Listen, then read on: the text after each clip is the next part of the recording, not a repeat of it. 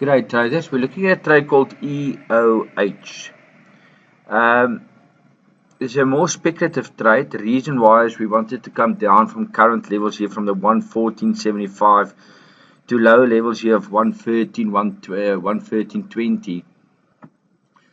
Our take profit level is 123.75. Our stop loss is quite low, it's at 110.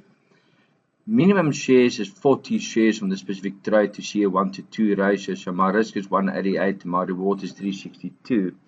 So as soon as I go for 50 shares, you will see I'm going to go out of that ratio of the 1 to 2, as you can see. Let me show you why the share might be a speculative interested trade. Lost a lot of value on a 4-hour chart, trading sideways, but I want to get it here at 113 levels here at the bottom here, with the hope that these indicators might start pushing upwards here.